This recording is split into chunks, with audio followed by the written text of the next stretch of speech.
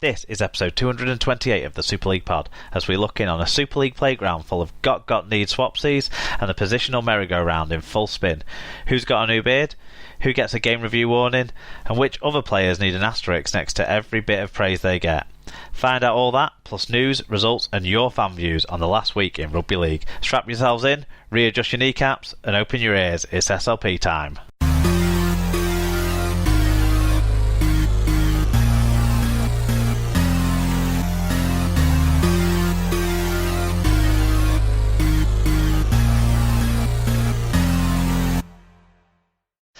Hello listeners, welcome along to episode 228 of the Super League pod. The sun is shining, my team are in good form, and for the first time in months I'm speaking with Mr. Come On Bears himself, Tim G. How are you doing, Tim?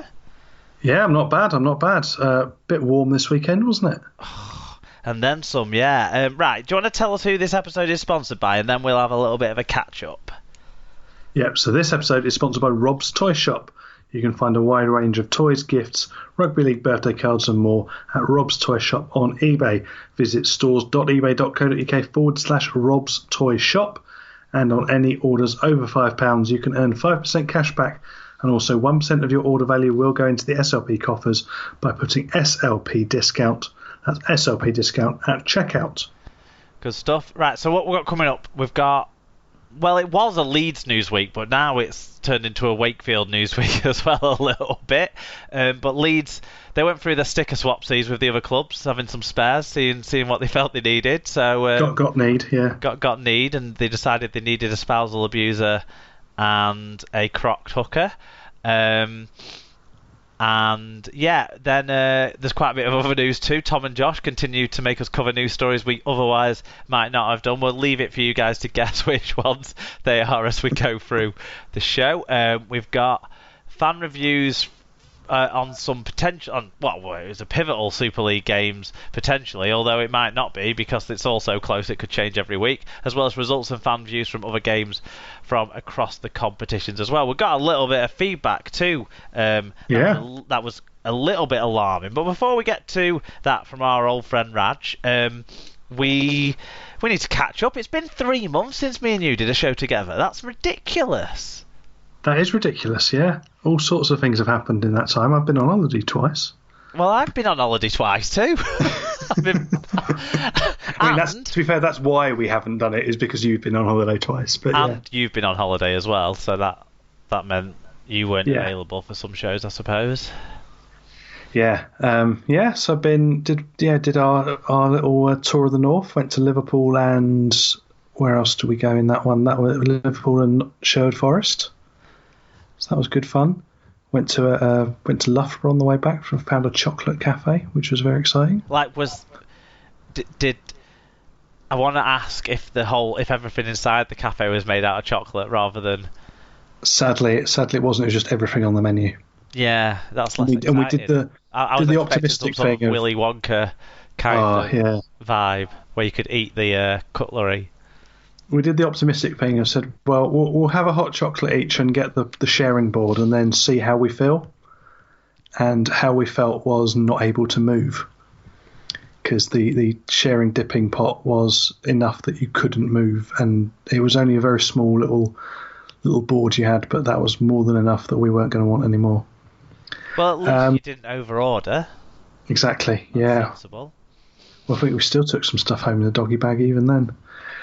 Then we went to Paris in half term. Yeah, how was the tennis? I don't think we've heard from you about your experience at the French Open.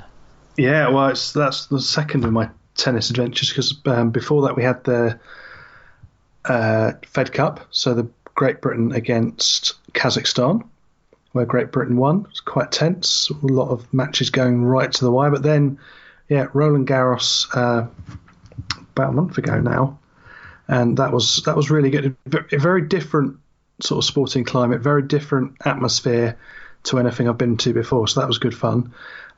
It was quite simple to get around, but the way they do the tickets is you either have a ground pass for all the courts apart from the show courts, or you had the show courts. So it worked out well for us because all the British players weren't playing on the good courts, so we were able to follow them round.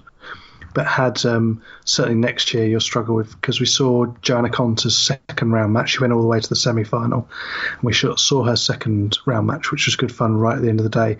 But the court that we spent the most time on was sort of like SeaWorld. It was a big concrete bowl with seats all sort of down sort of one side, so it did feel a bit like you're at SeaWorld, but it was good fun. And the nice thing was that as soon as Conter came on, most of the French interest dissipated and they all cleared off to another court. Oh, right. So we had half of it to ourselves. It was fantastic. Very different watching tennis on clay to any other thing, and very different just general atmosphere in the stands in France. And then did that for one day, and then had a couple of days in Paris, and we had one day together and then one day where I was on my own before coming back, and then straight down to Cardiff for the cricket. So we also went to see Sri Lanka against New Zealand, which was an interesting game, mainly because it managed to finish in decent time, so I got to enjoy the rest of the afternoon. Were you volunteering for that or just watching? No, just watching. The volunteering thing, for various reasons, was not as organised as you'd expect it to be, so I wasn't actually needed in the end. And people who were keen-eared observers of the R-League app this weekend will have heard you on the PA system in the background for the Bears against the team that beat them, who was Doncaster. And so, yeah, how did you find that experience of being in front of the cameras? Probably one of the few people that actually could hear me, because the PA system there at Broad Street isn't great. And, well, I'll tell you what. It was right into their microphone. Well, it's partly because where they were sat, it's up on the balcony, and so we all had to share the same area. So you had the two cameramen, the director sat immediately behind me. You then had our analyst, the two timekeepers on my right, and then you had Steve McCormack and Dave Parkinson were down to my left. So everybody was right in this small little space. It was not cool up there because all the heat was rising, because it's sort of like a barn. Yeah. And it was just rising up to the top of the barn, which is where we were. We're on the little jetty coming out a little bit. We're on there. All the heat was coming. Obviously, all the computers, sound desk, cameras were all generating their own heat. So it was not fun up there. And I had to put all the flags and signage out before the game as well, which became quite physical in that heat. So that was not fun. But yeah, both Steve McCormack and Dave Parkinson were brilliant to work with. Actually, they were really good, really helpful. They helped me out with getting couple of bits of information and sharing, working together as a team really of the three of us. So that worked really well. And they were just really nice. I mean, Steve McCormack was very nice. Had a good chat with him. He's a nice bloke, isn't he? Really, really nice guy. Very normal, very down to it. Not got the ego you could expect him to have given his achievements. But he was, good fun. He's so well rooted for, so well suited for some of the roles he's had in recent years in the sort of player welfare side of things and the stuff he does. And developing young players as well. Yeah. You can see why having that sort of someone who's very grounded would really help having with young players. But yeah, it was a good experience to have that. Obviously, we've had Camera Cruise before, but it was the first time on our league app, so that was good. And then moving on for commentary now, so that's the last game at the Wide Butt, and now we're down to rugby itself for the next 4 games. So we're going to have to understand what sort of butt that is. Yeah, I suppose it's probably the old butt, isn't it? The old butt, yeah. The original butt. The original butt, yeah. So no, that was good fun. Goes. Yeah, and went to the Globe on Friday night as well, which is good fun. That's the Shakespeare Theatre, isn't it? The Shakespeare Theatre, yeah. Excellent. Down on the South Bank. And then went for a little walk yesterday up some hills down the side of the A40, which is good fun. Got to look over London, which was nice. Cool. Well, I bought a house. Hey! That's what I did this week. Which we've been talking about since Exactly. I thought I'd bought the house last time we spoke to you on the show. Yeah, we finally got the keys today, but I'm still in the old place tonight recording. Next week, that's why I'm not going to be on the show, because we're moving all the heavy duty stuff next week. Just I don't know how it fell like this, but this is how it's fallen. And yeah, very exciting, very overwhelming. We went into the house for the first time empty, because obviously every other time we've been round there, the previous owners have been in the house, and it now dawned on us just how big a space it is to fill, and just how much kind of is going to go into putting our stamp on things.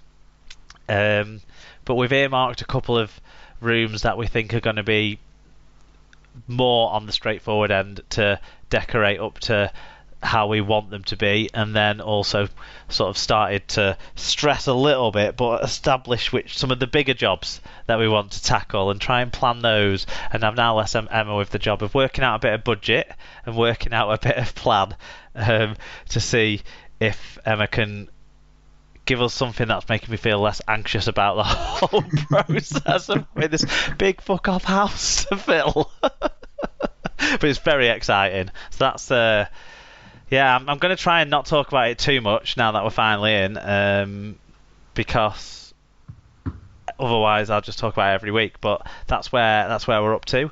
Bought a house. Yeah. Good stuff. Right. Rajun Tande, Raj, got in touch with an email, and I just wanted to share this with everyone because it quite alarmed me. And do you know what I'm going to do? I'm going to forward this on to the guys at the Super League and say this needs sorting out. But what Rajun said is, "Hi Mark, just wanted to bring a news story to your attention. It is minor to most of your listeners, but a big deal to me. There is now no live coverage of Super League in the US. It was being covered by Fox Soccer Match Pass, who also showed the NRL. But as of a couple of weeks ago, they dropped all non-soccer coverage without any warning. I can switch to watch NRL for the NRL, but obviously there's no equivalent for Super League. When you compare with the Premier League and Premiership Rugby Union, which are on free-to-air TV and have cheap streaming options, it's so sad that the Super League is so far behind. Hopefully there will be some solution in time for next season and the internationals at the end of the year." So, yeah, thanks for that one, Rajun. It's you know, one thing I would say is it means he's got more time to develop Theme Hospital 2, which is long overdue. But other than that, well, given that we're supposed to be having a World Cup there in a few years' time as well, that's not happening, Tim. Well, they've not said it's not happening. So as far as we're aware, that's where the next World Cup after the next one's going. So we better. In all seriousness, we are supposed to be having a team from that country playing in our leagues in 2021. It is a worry. Now, there is that Super League app that people abroad can buy, but we've had some feedback about that. That app is very overpriced, very poor value for money. You'd basically just get the Sky TV games, and that is the entire extent of the coverage that you get, which is not good at all, is it? So no, especially when no other content being produced for that app. You don't even get. You could at least put some old repeats of Sam's team or something on there, or even, being more serious, old games. Yeah. Back catalogues, that sort of stuff. Anyway, that's alarming. So I'm going to send that on to the Super League and make sure that they're aware of this being the case, because you don't know if they are or if they aren't.